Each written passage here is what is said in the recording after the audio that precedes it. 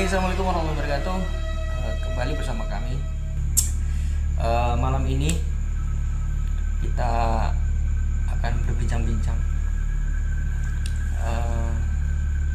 tentang sesuatu yang menarik bagi Anda yang sekarang ini mungkin penasaran tentang hal-hal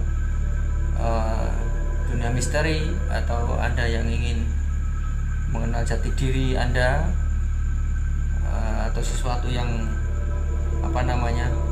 goib tanda petik atau di luar logika. Jadi pastikan pandangi channel ini ya, karena ke depan video ini akan terus berlanjut, dan kalau ketinggalan update nanti sayang sekali, karena setiap yang akan kami tampilkan itu diskusi biasa ya, tapi itu ada ilmu di sana seperti itu ya. Oke, ini masih bersama Kang Aris di sini. Kita akan diskusi seputar tentang hal-hal yang mungkin orang mengatakan di luar logika, tetapi itu adalah menyelimuti diri kita, sekeliling kita, dan tidak bisa dilepaskan dari kita. Kita melihat ada benda yang fisik, dan ada juga benda yang tidak berupa fisik, tapi itu nyata adanya ya. Contoh halnya yaitu energi. Energi itu tidak bisa dilihat, namun bisa dirasakan. Nah, ini oke, Kang Aris, kita mulai. Saya pancing dengan masalah pertanyaan mengenai masalah doa atau kata-kata ya, yang bertuah, yang bisa memiliki energi ya, dalam bahasa fisikanya itu mampu menumbuk atau memiliki momentum ya, seperti itu. Kalau kita kan sering, kalau misalkan ada dari mulai orang yang sakit terus dimintain orang pinter atau Pak Ustadz didoain terus sembuh. Kemudian misalkan ada orang kena pelet terus didoain bisa sembuh, atau bahkan mungkin kita orang kerasukan didoain sembuh, artinya kan bisa menumbuk ya, bisa mengusir kan, begitu kan, seperti itu. Nah, silakan Kang. Assalamualaikum warahmatullahi wabarakatuh. Untuk subscribe pokoknya abang-abangnya dipencet share Tadi yang ditanyakan untuk mengenai doa itu adalah sebuah keyakinan kita. Jadi untuk doa yang kita amalkan itu secara terus menerus ya, kita zikirkan, itu menimbulkan sebuah keyakinan tuh. Jadi namanya sebuah doa itu yang sudah diyakini, nah itulah yang mampu membangkitkan aura yang positif, aura yang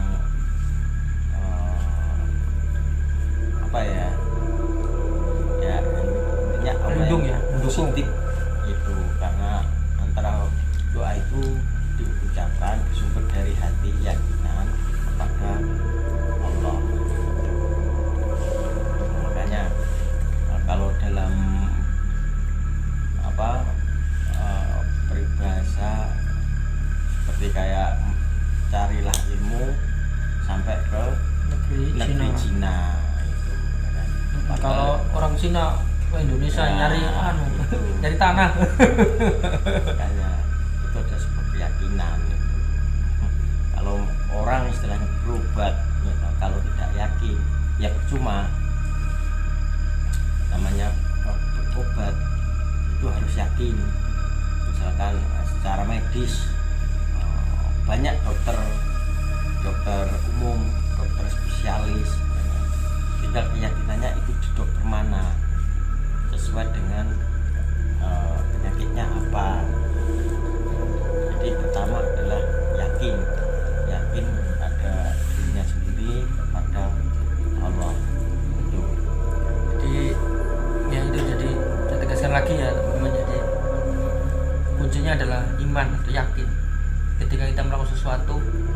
tanpa sebuah keyakinan, maka percuma.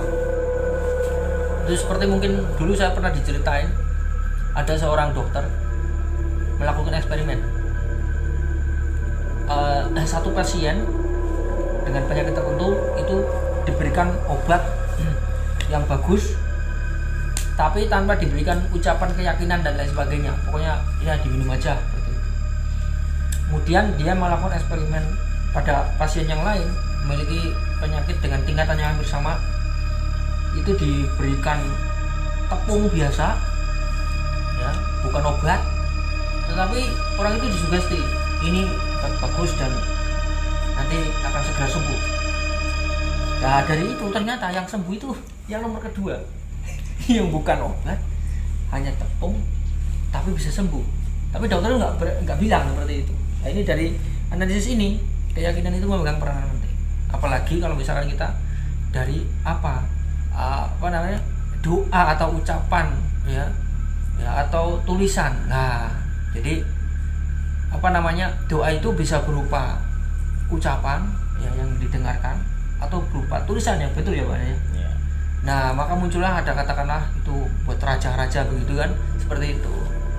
Nah Kang Aris ini dulu ya punya pengalaman, beliau itu adalah pakar yang bisa membuat raja. Sampai bahkan dulu itu sempat menjadi backingannya para preman gitu.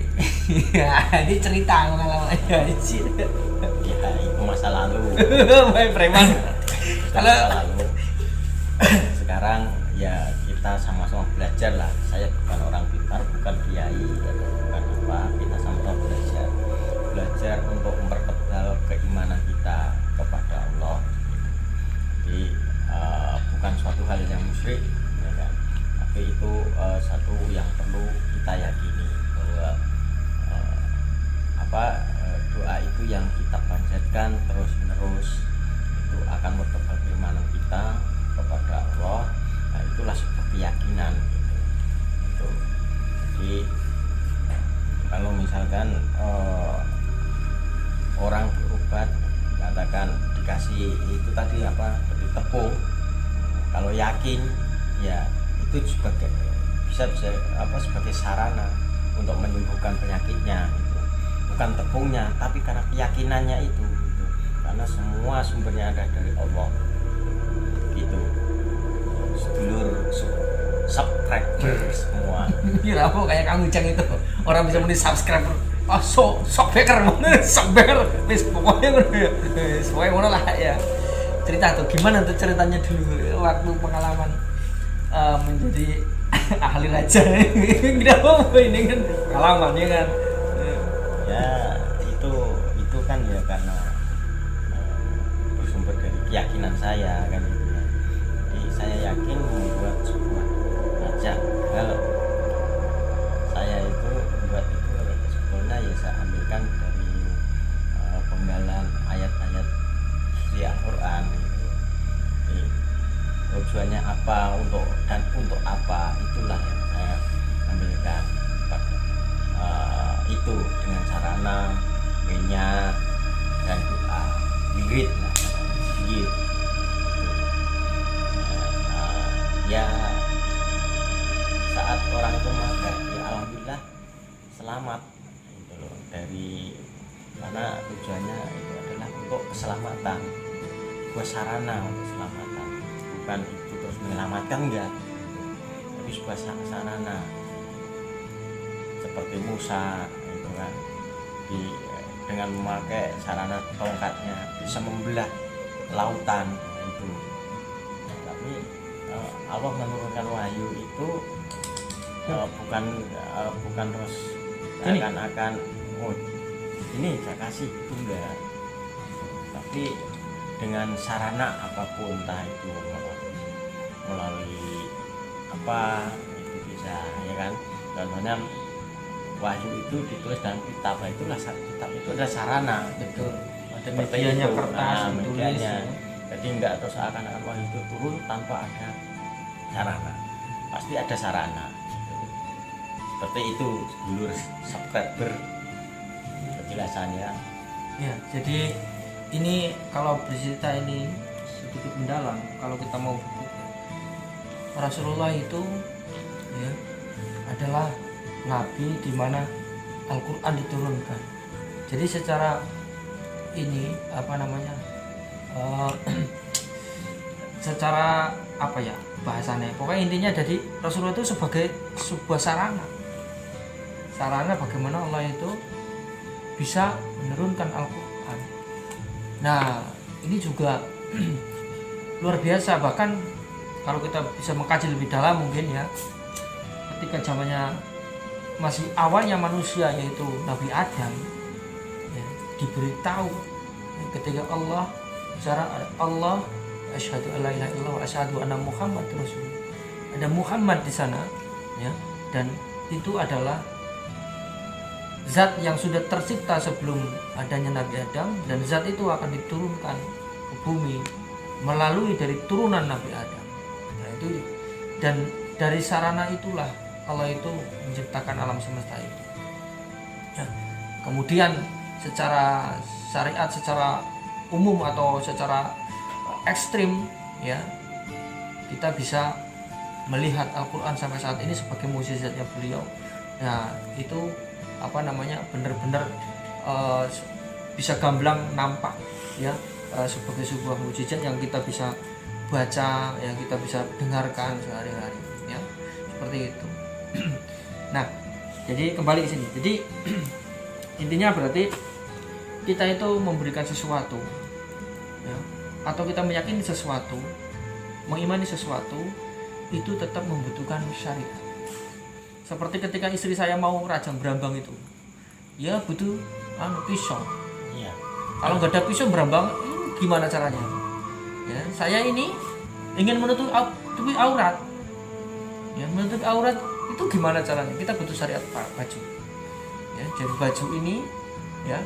Nah, tentunya baju ini sendiri tidak serta-merta langsung ada. Dulu Nabi Adam, Ibu Hawa kita kan tidak punya baju, ya kan? Bagaimana untuk menutup aurat?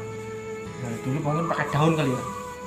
Nah, makanya dari sana Allah itu memberikan pikiran kepada kita sebagai manusia untuk bagaimana caranya menutupi aurat dengan enak. Yo, dibuatlah pikiran manusia itu mampu mencari-cari sesuatu, membuat syariatnya, yaitu membuat baju yang sekarang ini kita pakai. Ini bukan warisan Nabi Adam, dikasih baju, dikasih kulkas, dikasih pesawat ya, tapi itulah sebagai sarana. Pesawat terbang paling ekstrim ya kan, kita pengen bergerak dengan waktu yang cepat, pindah melewati samudra ya kan, dengan waktu cepat, butuh syariat namanya pesawat terbang. Nah jadi kalau misalkan kenapa mungkin kita butuh adanya tulisan, atau mungkin ada beberapa orang yang menulis raja dan sebagainya, itu sebenarnya bukan raja itu sendiri ya, tetapi hakikatnya adalah kepada Allah ya, tapi melalui alat atau syariat berupa tulisan-tulisan seperti itu menurut kalian. Iya. Nah, ini serta baru. Monggo. Ini lebih seru lagi nih malam ini. Gimana ada? Iya. Lagi sini ya, Ben? Ya, udah. Ini. Saya 3 PM. Lagi jagong, Mas. Jagong tentang apa namanya? Apa yang dibahas? Wah, tentang metafisika. Wes. Saya Ini- cuma dengar. Iya, ya apa-apa Pak. Nanti lama-lama nanti kan campur sendiri. Jadi kita lagi bicara ini Pak tentang masalah doa itu mampu menjadikan perisai kita untuk apa namanya, sebagai benteng kita ketika ada sesuatu yang hendak menyerang kita, ya kan? Contoh misalnya ya, orang sakit kadang didoain seperti itu. Contoh misalnya mungkin ada serangan-serangan yang negatif yang bersumber dari hal yang gaib itu, ya kita bisa. Oke, itu tadi pembicaraan kita tentang masalah bagaimana apa namanya, keimanan atau keyakinan, sehingga terejwantakan dalam sebuah ucapan, doa atau sebuah tulisan itu bisa dijadikan sebagai senjata atau perisai bagi diri kita untuk apa namanya, sebagai penjagaan, ya. Jadi jangan sampai keliru bahwa semuanya yang menjaga itu adalah Allah SWT.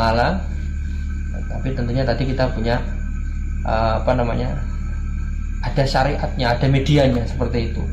Seperti kita hendak mengucapkan sesuatu, syariatnya adalah punya lidah, ya. Meskipun kita mengucapkan sesuatu bisa dalam hati, tapi kita butuh media supaya bisa didengar. Kita ingin menuliskan pesan, kita butuh media pulpen untuk menulis sesuatu. Ya, sebenarnya kita juga bisa memberikan pesan pada orang lain tanpa adanya media itu. Tapi media itu kadang diperlukan, ya, seperti itu. Nah, oke, sebelum closing mungkin Kang Aris menambahkan. Ya, tadi sedulur, kami bukan siapa-siapa, kami tidak bisa apa-apa. Itu tadi hanya sebuah edukasi, sebuah pengetahuan bahwa kita punya hati untuk meyakini Allah Subhanahu wa Ta'ala. Jadi yakinlah, pertebal keimanan sedulur kepada Allah Subhanahu wa Ta'ala. Wassalamualaikum warahmatullahi wabarakatuh. Oke, jangan lupa siapapun adalah guru kita, di mana tempat adalah sekolah, dan kapanpun jam pelajaran. Salam edukasi. Assalamualaikum warahmatullahi wabarakatuh. Jangan lupa dipencet abang-abangnya bahwa pencet subscribe, share.